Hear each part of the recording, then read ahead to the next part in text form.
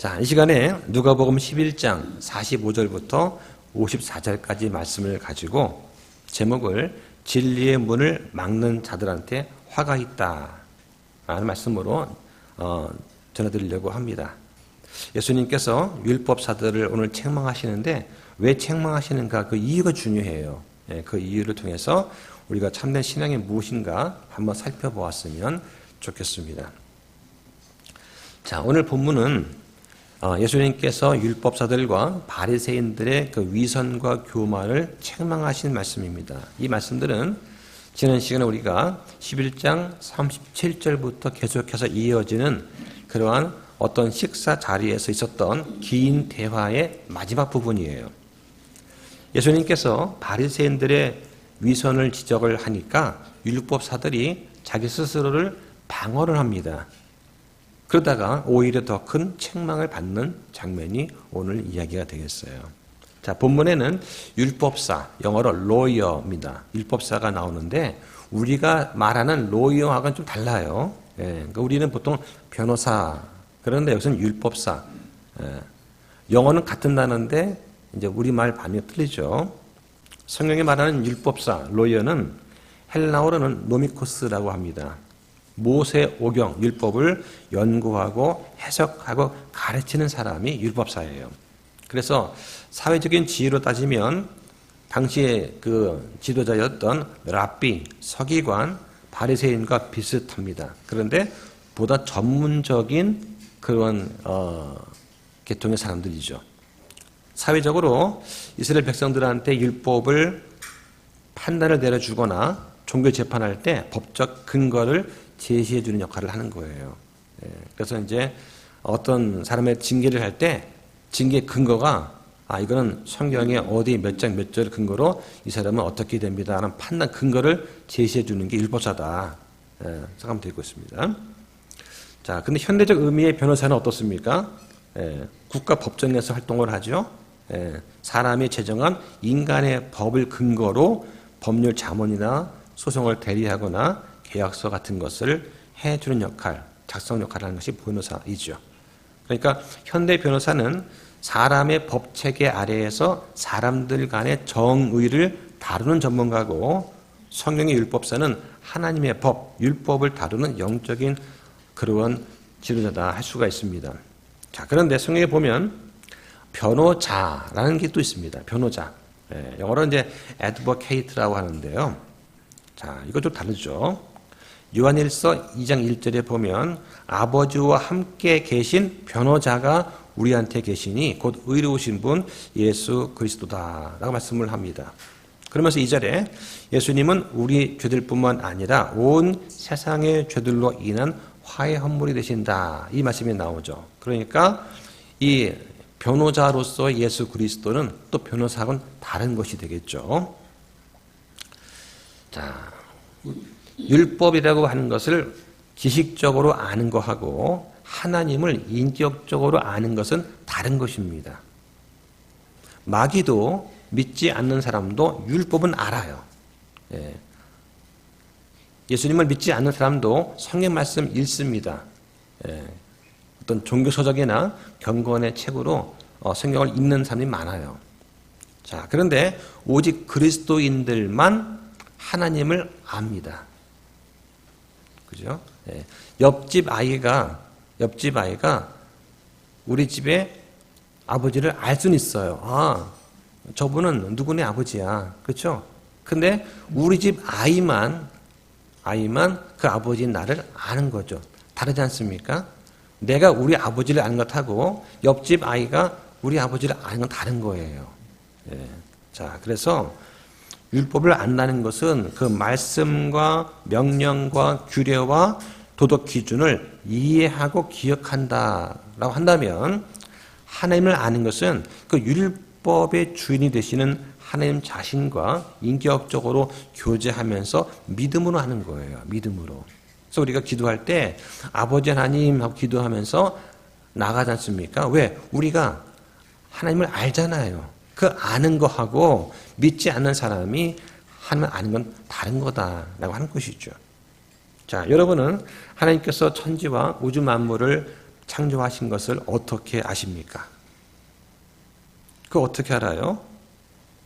창조주이신 하나님께서 권위 있는 성경에서 창조하셨다고 말씀하니까 하는 거예요.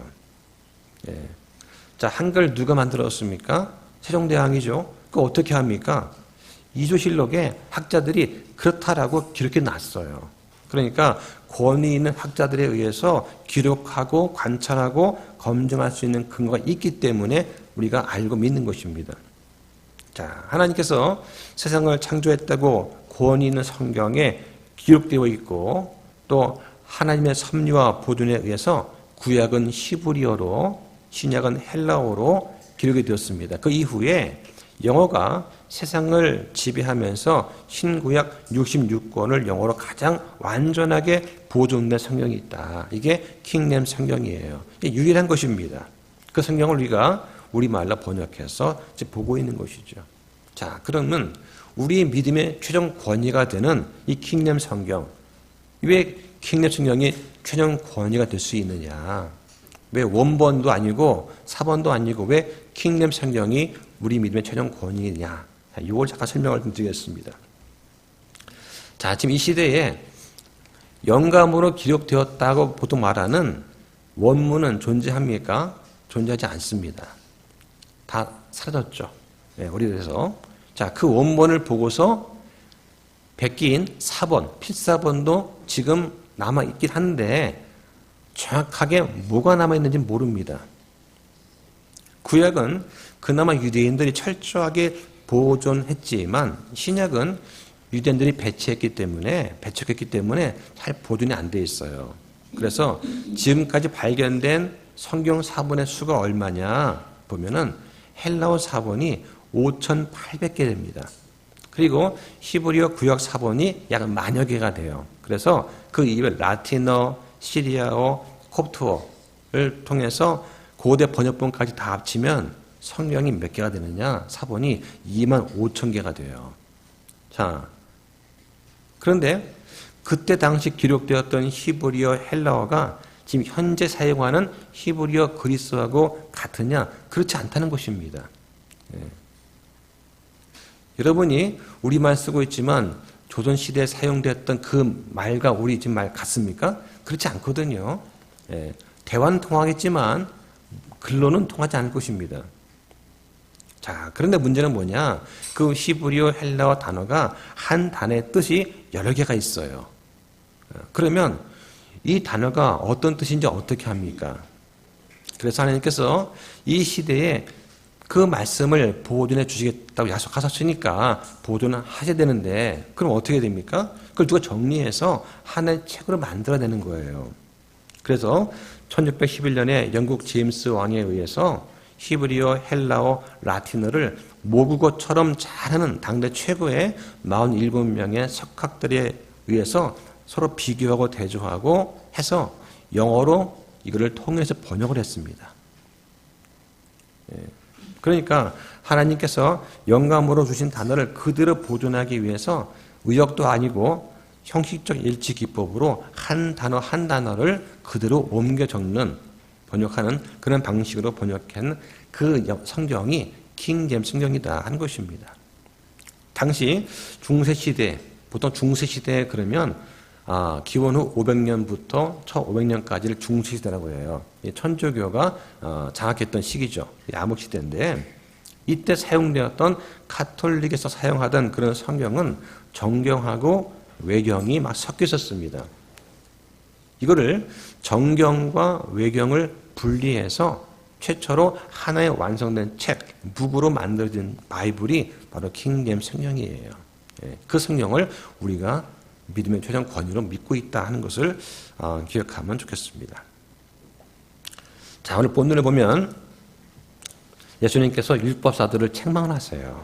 자, 책망하시는데 이유가 세 가지입니다. 하나는 율법의 무거운 짐을 백성한테 지우고 자기들은 손가락 하나 되지 않았다.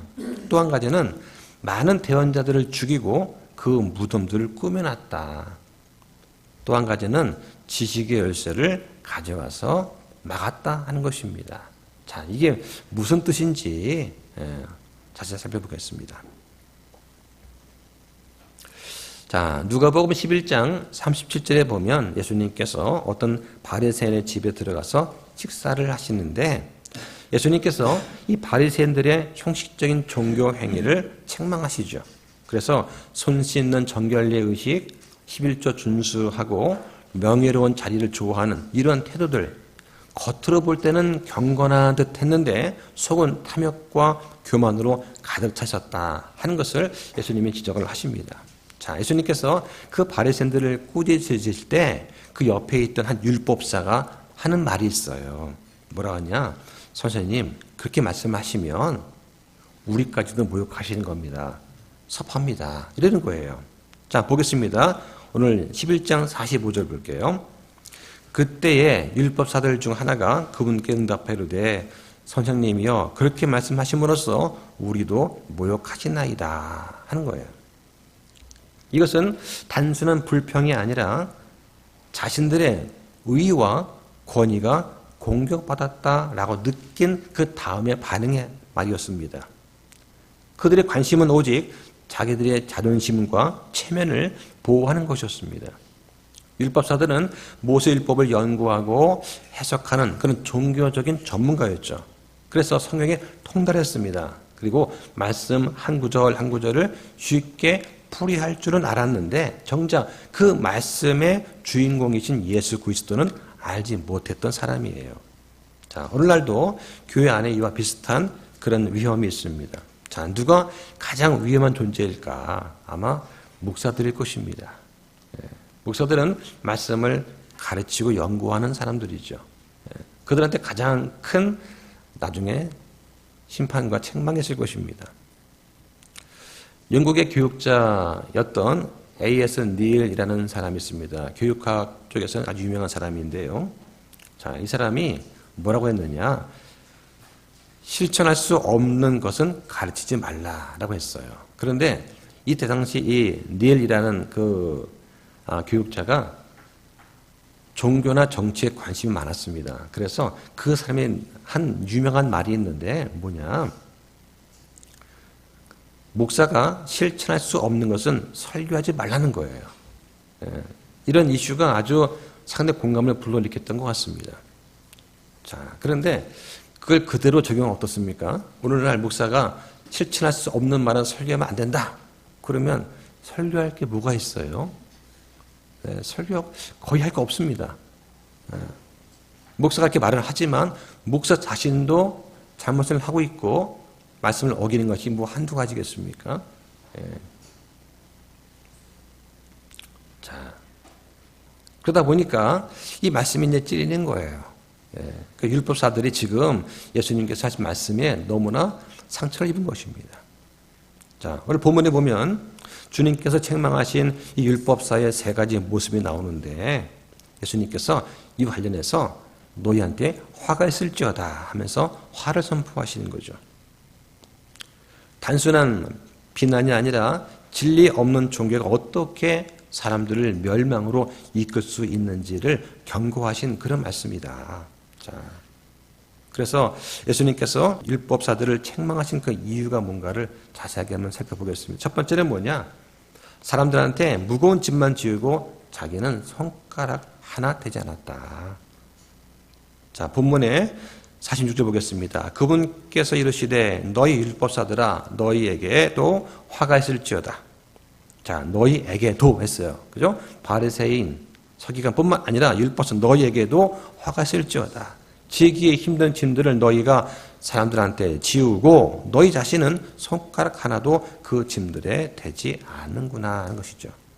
여기서 말하는 지기 힘든 짐이 무엇입니까? 율법에다가 사람들의 전통을 덧붙인 율법주의를 말하는 거예요.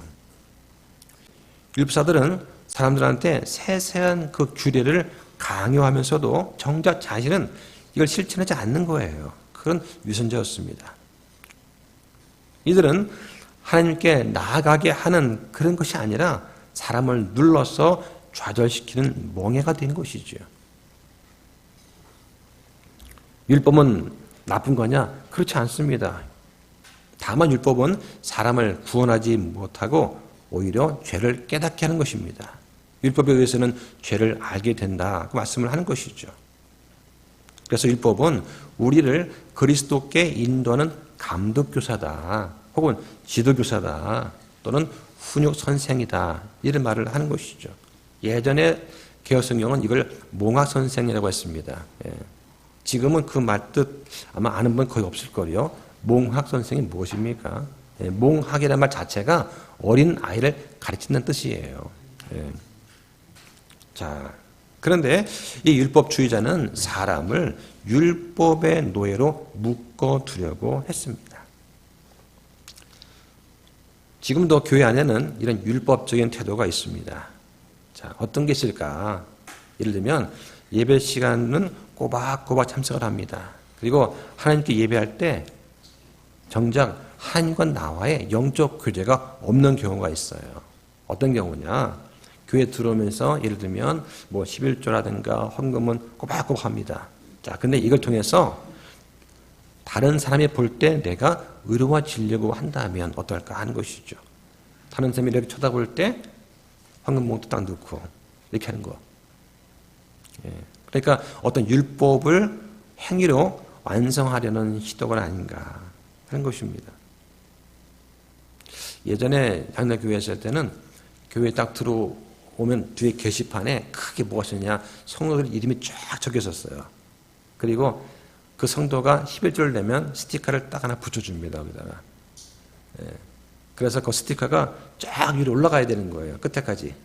어떤 사람은 여기까지 올라가 있고, 어떤 사람은 중간쯤 와 있고, 어떤 사람은 한두 개밖에 없는 분도 있어요. 그럼 이걸 볼 때마다 사람들 어떻게 생각할까? 아, 저 사람은 나보다 훨씬 믿음이 좋은 것 같아. 나는 저 사람보다 믿음이 안 좋아. 이거를 보면서 그냥 교회를 왔다 갔다 하는 거예요. 자, 또 어떤 것이 있느냐? 단정한 복장을 입고 교양이 있는 말투를 하고 경하는 음악을 듣는 이런 외적인 것을 내가 구원받았다 하는 것과 동일시하는 것. 이것도 율법주의적인 태도가 될 수 있습니다. 다른 사람이 내 기준에 맞지 않으면 저 사람은 덜 거룩하다. 저 사람은 믿음이 약하다라고 판단을 한다면 이것도 율법주의적인 그런 행동이 되겠죠. 그래서 진정한 신앙은 어떤 거냐? 짐을 더해주는 것이 아니라 그리스도 안에서 자유를 주는 것입니다. 요한복음 8장 36절에 그러므로 아들이 너희한테 자유롭게 하면 너희가 참으로 자유롭게 된다 말씀을 하시는 거죠. 예수님께서 율법사를 책망하신 두 번째 이유는 뭐냐? 조상들의 죄를 반복한 거라. 자, 그들은 대언자들을 죽이고 무덤을 꾸몄다라고 지적을 하십니다. 자, 본문에 보니까 17절에 자, 너희에게 화가 있을지어다. 너희는 대언자들의 돌무덤을 만들고 너희 조상들은 그들을 죽였도다. 그들은 참으로 대언자들을 죽였고 너희는 그들의 돌무덤을 만드나니 진실로 너희가 너희 조상들의 행위를 인정함을 증언하는도다 라고 말합니다. 율법사들은 옛 대언자들을 기념한다고 하면서 무덤을 막 꾸몄습니다. 근데 실제로는 그 조상들의 죄를 그대로 이어받은 사람들이었죠. 자, 이게 무슨 말일까? 자, 이해가 되십니까? 예를 들면 카톨릭은 어떻습니까? 카톨릭은 죽은 사람을 성인으로 추대를 합니다. 희성이라고 해가지고 교황이 봤을 때 저 사람은 죽어서 천국 갔을 거야 라고 인정하는 사람을 성인으로 만드는 거예요. 이건 희성이라고 합니다. 그 수가 얼마냐? 교황이 봤을 때 저 사람은 천국 갔을 거야 인정한 사람이 10,000명에서 11,000명 정도 돼요. 현재. 그럼 나머지는 뭐 천국 못 갔습니까? 예. 교황이 봤을 때 저 사람은 성인 될 만해 하면 성인 되는 것이죠. 영어로는 세인트입니다. 근데 기독교 어떻습니까? 성도를 세인트라고 하는 거예요. 기독교에서는 살아있는 사람한테 성도라고 부릅니다. 가톨릭은 죽은 사람한테 성인이라고 부르죠. 우리는 구원받는 그 순간 이미 성도가 되는 것입니다. 예수님만이 유일한 중보자가 되시는 거죠. 근데 가톨릭은 교황이 중보자가 돼서 성인을 인정한다. 이게 다른 것입니다. 자, 예언자들이 하나님 말씀을 전할 때마다 이 유대인들은 이걸 미워했었어요. 그래서 말씀이 그 사람들의 죄를 낱낱이 드러냈기 때문에 그 대언자들을 다 잡아서 죽인 것입니다. 49절에 그러므로 하나님의 지혜도 이르되 내가 그들에게 대언자들과 사도들을 보낼 터이인데 그들이 그 사람들 가운데 몇 사람은 죽이고 핍박하리라 하였느니라. 이로써 세상의 창건 이후로 흘려진 모든 대언자들의 피를 주께서 이 세대한테 요구하시리니 곧 아벨의 피로부터 제단과 성전 사이에서 죽은 사가랴의 피까지라. 진실로 내가 너에게 이르노니 그 피를 주께서 이 세대에게 요구하시리라. 자, 여러분 이 말씀이 확 와닿습니까? 잘 이해가 되십니까? 자, 좀 어려운 부분이 있어요. 자, 49절에 하나님의 지혜도 이르되. 자, 하나님의 지혜가 무엇입니까? 여기서는 말씀 또는 예수 그리스도를 가리키는 것입니다. 그래서 The wisdom of God 이라는 그 말이 성경에 6번 나오는데 한 번은 구약에 나옵니다. 열왕기상 3장 28절 나옵니다. 그래서 판단의 공의를 위한 하나님의 지혜가 다윗한테 있다 하는 표현이 나오죠. 그러니까 하나님께서 주시는 이런 초자연적인 통찰력, 지혜, 어떤 진리와 공의에 따른 판단 능력 이것을 말합니다. 자, 그런데 신약에서는 좀 다르게 얘기를 합니다. 자, 오늘 본문 나오고 또 어디 나오냐면 에베소서 3장 10절 그리고 고린도전서 1장 21절, 24절, 2장 7절 이렇게 나옵니다. 자, 여기서 말하는 게 뭐냐?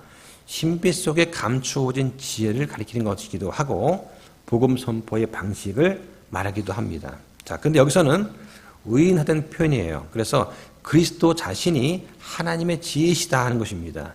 육신으로 오신 예수 그리스도를 가리킨다. 그래서 49절에 그러므로 하나님의 지혜도 이르되 즉 예수 그리스도께서도 이르시되 하는 것이죠. 내가 그들한테 대언자들과 사도들을 보낼 터인데 라고 하는 것입니다. 자, 50절에 보니까 세상의 창건 이후로 라고 나옵니다. 자, 이게 언제입니까? 성경적으로 창세기 1장의 창조 사건 그 이후 말하는 것이죠. 그래서 인류 역사 전체의 시작점을 말하는 것입니다. 그 이후로 모든 의인들의 피, 대언자들의 피가 다 포함이 됩니다. 그러니까 하나님의 인류를 구속하시기 위한 그 역사가 창세 이후로 계속되어 왔다 하는 것을 알 수가 있는 것이죠.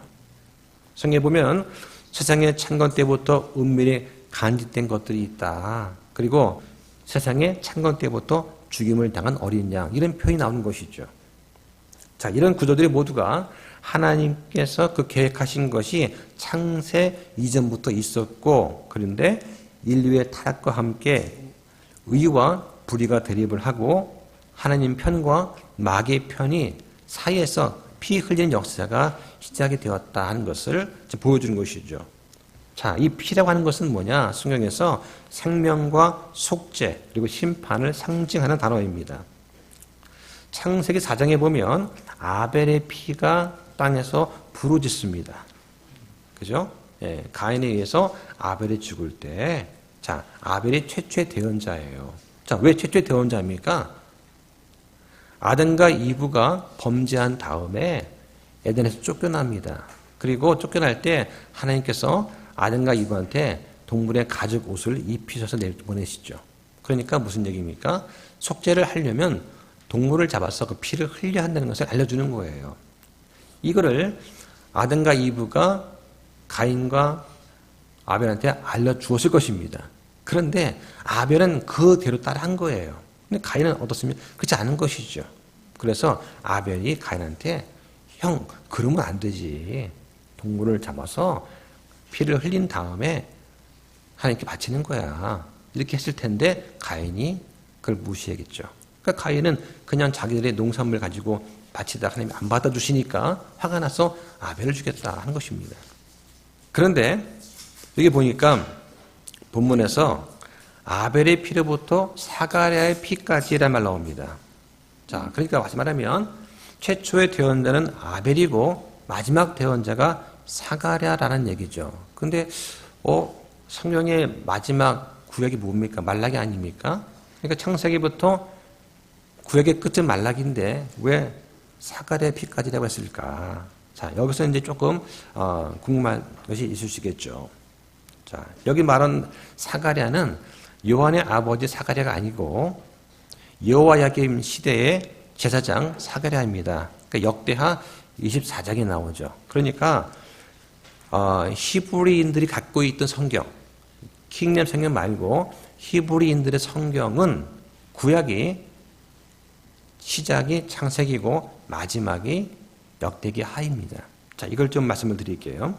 지금 이제 우리 갖고 있는 성경은 구약이 39권으로 되어 있습니다. 그렇죠? 그런데 처음부터 그런 건 아니에요. 처음에 유대인들이 갖고 있는 구약 성경은 24권으로 되어 있습니다. 그 나머지는 뭐냐? 내용은 똑같아요. 똑같은데 근데 이제 분류는 방식의 차이가 있는 거죠. 예를 들면 이런 거예요. 열왕기, 상하가 우리는 따로따로 되지 않습니까? 근데 유대인들은 이렇게 묶은 거예요. 역대기, 상하도 한 권으로 이렇게 묶은 것이죠. 그래서 된 거예요. 그래서 히브리 구약 성경은 킹렘 성경하고 그 내용은 똑같습니다. 똑같은데 배열 순서만 다른 거예요. 자, 왜 다른가? 자, 보겠습니다. 누가복음 24장 보세요. 24장 44절. 예수님께서 성경을 어떻게 구분해 보시는가 나와 있습니다. 또 그분께서 그들에게 이르시되 이 말들 곧 모세의 율법과 대언자들의 글과 시편의 나에 관하여 기록된 모든 것이 반드시 성취되어야 하리라 하는 말들이 내가 여전히 너희와 함께 있었을 때에 너에게 한 말들이니라. 자, 이런 말씀 나오시죠? 자, 그러니까 뭐냐? 구약에 나와 있는 유대인들이 생각하는 성경의 구성이 어떠냐? 세 가지인데 하나는 모세율법이에요. 그러니까 토라라고 부릅니다. 창세기부터 신명기까지 5권. 자, 그 다음에 대언서들이 있습니다. 대언서들 나빔이라고 부르는데요. 여호수아, 사사기, 그 다음에 사무엘, 상하를 하나로 묶었습니다. 열왕기, 상하도 한 권 취급하고 이사야, 예레미야, 에스겔 그리고 12 소대언서 그러니까 호세아서부터 말라기까지를 하나로 묶은 거예요. 그러니까 총 8권이 되는 것이죠. 8권. 자, 그 다음에 시편과 기록들이 있습니다. 이걸 케투빔이라 부르는데요. 여기에 시편, 잠언, 욥기, 아가서, 룻기, 예레미야, 예가, 에스더, 전도서, 다니엘, 그 다음에 에스라와 느헤미야를 하나 묶었어요. 이렇게. 그 다음에 역대상하도 하나 묶었습니다. 그러면 총 11권이 돼요. 그래서 모두 합하면 24권이 되는 것입니다. 이거를 킹렘 성경에서는 39권으로 편성을 한 거예요. 그러니까 히브리 구약 성경에서 마지막은 역대하고 거기 나오는 대언자가 사가랴인 것입니다. 그래서 아벨의 피로부터 사가랴의 피까지라고 하는 거예요. 자, 이걸 이해하시면 좋겠습니다. 자, 아벨은 성경에 등장하는 최초의 대언자였습니다. 하나님께서 그 아벨의 피를 그리스도께서 말씀하시는 유대인 세대한테 돌리신 거예요. 자, 여기 보니까 이 세대한테 돌리라. 이 세대. 자, 이 세대는 어떤 세대냐? 그때 살아있던 사람들 뿐만 아니라 하나님의 대언자들을 계속해서 거부해 왔던 이 유대 민족의 불신 세대를 말하는 것입니다. 자, 그래서 지금 이 말씀이 의미하는 게 뭐냐? 창세기부터 역대하까지 죽임을 당했던 모든 대언자들의 피를 어떻게 한 세대, 이 세대한테 돌아가게 할 수 있을까? 이거 좀 불공평한 거 아닙니까? 라고 생각할 수 있는데, 자, 이런 거예요. 하나님께서 오랜 세월 동안 참고 인내하셨습니다. 아벨 때부터 수많은 대언자들을 다 보내셨어요. 이 대언자들은 모두가 예수님을 예표하는 대언자입니다. 그런데 사람들이 이 모든 대언자들을 계속해서 거절하고 죽이고 배척했던 것이죠. 마침내 하나님의 아들이신 예수 그리스도가 오셨는데 그분까지 죽이려고 한 거예요. 그러니까 인류의 불신과 반역이 이 예수님 때 극에 달했던 것입니다. 그래서 하나님께서는 이젠 모든 피 흘림의 책임을 모아서 심판을 갚아주시겠다라고 선언하시는 것이죠. 그 심판이 실제로 AD 70년경에 예루살렘 멸망을 통해서 역사 속에서 실천이 되었던 것입니다. 자, 좀 그렇게 이해하시면 되겠어요. 자, 하나님께서 말씀을 보내실 때 사람들은 두 가지 반응을 합니다. 하나는 회개를 하든가, 하나는 거절을 하는 것이죠. 구약 때부터 신약까지 이 진리를 거부한 사람들은 누구냐? 다 종교인들이었습니다. 사울, 대제사장, 바리새인들 같은 인물들이었죠. 말씀을 들을 때 마음이 찔립니까? 찔리면 그것은 양심이 살아있다는 증거예요. 그래서 믿음과 선한 양심은 영적인 생명의 두 가지 핵심 기둥이다. 그런데 이 말씀을 불편하게 여기고 거절하면 어떻게 되느냐? 그러면 그리스도를 거절한 세대와 똑같은 길을 걷게 된다라고 하는 것입니다. 성경에서 진리를 대적하는 자는 하나님께 버림받은 자가 된다라고 말씀합니다. 로마서 1장 28절에 자, 예수님께서 율법사를 책망하신 세 번째 이유는 뭐냐? 지식의 열쇠를 빼앗은 거다 합니다. 이 말씀이 가장 무서운 책망의 말씀이에요. 율법사들은 지식의 열쇠를 빼앗고 자신도 안 들어가면서 들어가려는 다른 사람을 가로막은 사람들이죠. 52절에 율법사들아 너에게 화가 있을지어다. 너희가 지식의 열쇠를 빼앗아 너희 자신도 들어가지 아니하고 들어가는 자들도 막았다라고 말씀을 하시는 겁니다. 율법사들은 율법을 해석하는 사람들이죠. 그래서 백성들한테 진리를 깨닫고 구원이 이르도록 도와주어야 했던 사람들이었습니다. 그런데 그들은 오히려 구원의 문을 막아선 거예요. 여기서 지식 열쇠를 빼앗았다는 게 뭐냐? 율법에 참된 목적이 있는데, 즉 그리스도께 인도하는 그 길이라고 하는 율법에 참된 그 목적을 몰랐다라고 하는 것입니다. 율법은 사람의 죄를 드러냅니다. 동시에 율법은 그리스도를 예표하는 거예요. 사람 스스로는 결코 의롭게 될 수가 없다는 것을 가르쳐 주는 것, 이게 율법인 것이죠. 그래서 그리스도를 떠난 율법은 닫힌 문이지만 그리스도 안에서 율법은 열린 문이 되는 것입니다. 율법사들은 말씀을 연구를 많이 했어요. 그런데 정작 그 주인공, 핵심이신 예수 그리스도를 거절한 사람들입니다. 결국은 자신들도 진리를 모르고 다른 사람들이 구원을 받는 그 길도 가로막는 사악한 영적 문지기 역할을 했다라고 하는 것이죠. 진리의 문은 오직 예수 그리스도 한 분이십니다. 예수님만이 길이요 진리요 생명입니다. 그래서 예수 그리스도를 통하지 않고서는 아무도 아버지께 갈 수가 없는 것이죠. 그런데 이 지식의 열쇠를 빼는 거, 이건 복음을 왜곡하는 거예요. 자, 그래서 율법주의자, 그 다음에 자유주의 신학자, 인본주의 설교자들이 모두가 오늘날 이 지식의 열쇠를 빼앗는 사람들이다. 자, 어떻게 빼앗느냐? 바리새인들은 성경을 잘 알았습니다. 그런데 이 성경이 증거하는 메시아는 거부한 사람들이죠. 성경을 가르쳤지만 그 속에 있는 그리스도는 감춘 사람들이 이 바리새인들이었어요. 그러니까 지식의 열쇠는 쥐고 있었지만 문을 열지 않았고 오히려 잠가버린 사람들이 바리새인이다라고 하는 것이죠. 자, 그 다음에 자유주의 신학자는 어떻게 하느냐? 성경의 권위를 훼손합니다. 성경은 사람들의 기록이다 하면서 성경의 권위를 격화시키고 말씀의 절대적인 권위를 부정하는 자들이 자유주의 신학자예요. 이들은 뭐라고 부르냐? 세상에 완전한 성경이 어디 있느냐?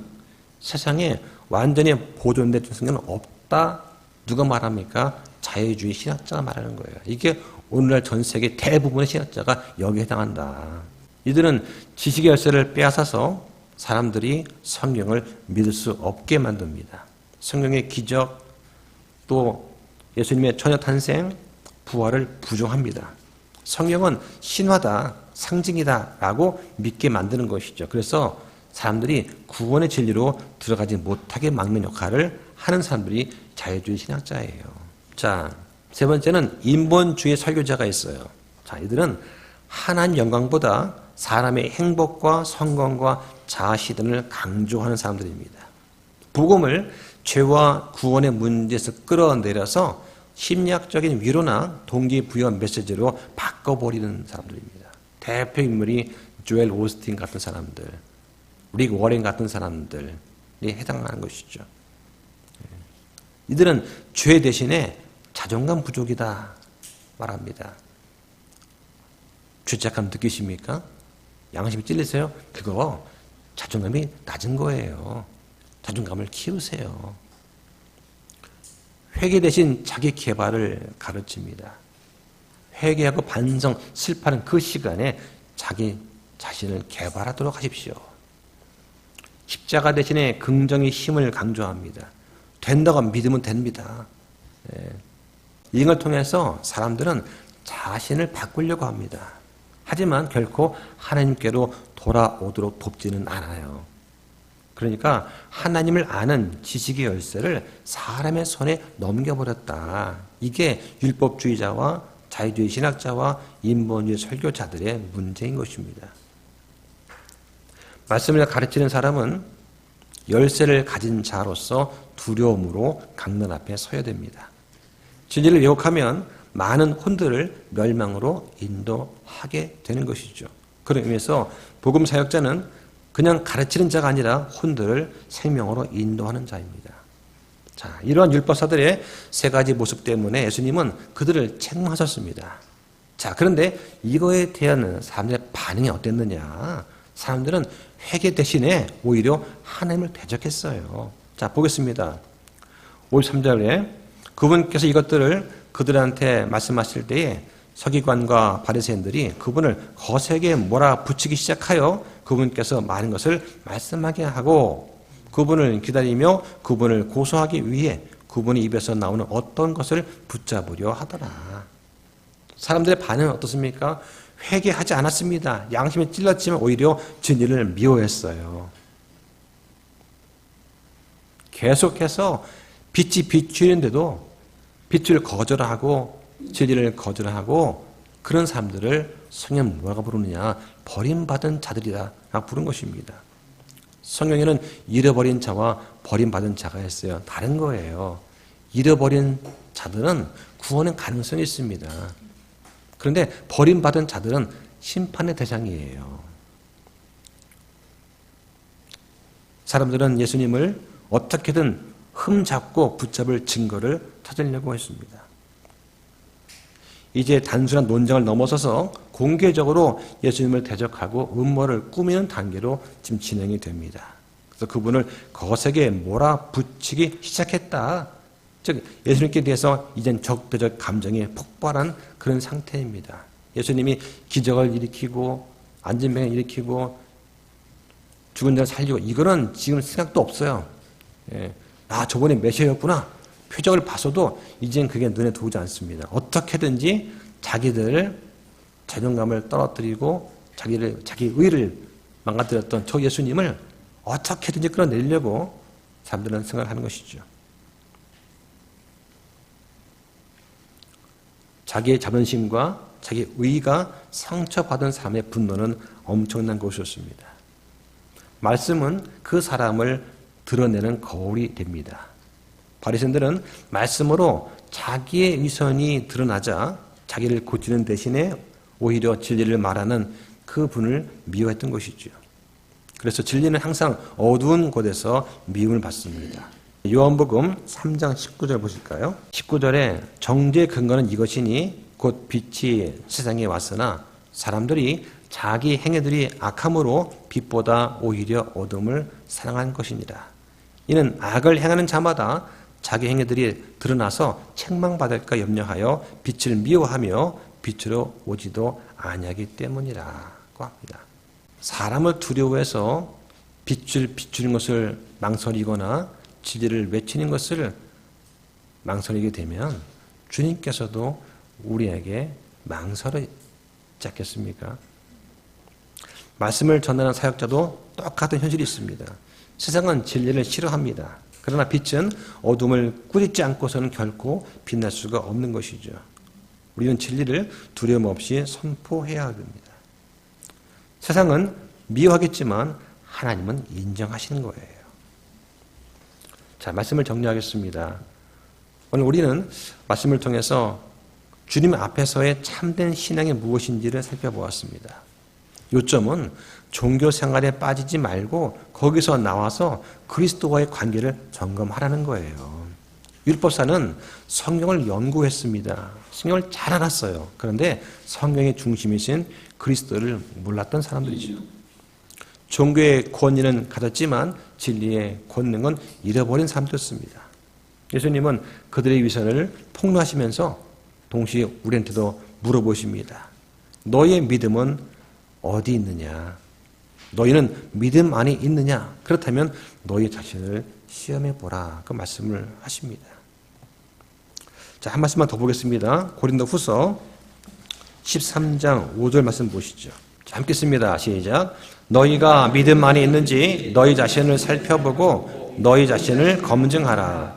예수 그리스도께서 너희 안에 계시는 줄을 너희가 스스로 알지 못하느냐? 알지 못한다면 너희는 버림받은 자들이니라. 여기서 버림받았다는 말은 구원을 잃었다는 것이 아니에요. 여기 나오는 버림받은 자는 처음부터 구원받지 않은 거짓 신자를 말하는 것입니다. 그러니까 그리스도의 임재가 없는 신앙, 다시 말하면 성령의 내주하심이 없는 종교적인 행위자, 이들은 주님 앞에서, 하나님 앞에서 불합격된 사람들입니다. 자, 이 말씀에 대한 자세한 내용을 오늘 오후 성경 공부 때 하려고 합니다. 진정한 경건이 무엇이냐? 이건 위선이나 외식이 아니라 그리스도께서 내 안에 계신다 하는 증거로서 나타나는 삶이다 하는 것입니다. 이제 우리가 할 일은 그리스도와의 관계 속으로 우리가 나아가는 것입니다. 중년 생활을 벗어버리고 그리스도께 우리는 집중해야 됩니다. 우리 마음을 깨끗하게 하고 우리의 믿음을 점검하면서 참된 회개와 순종으로 나아가기를 간절히 축복합니다. 기도하겠습니다.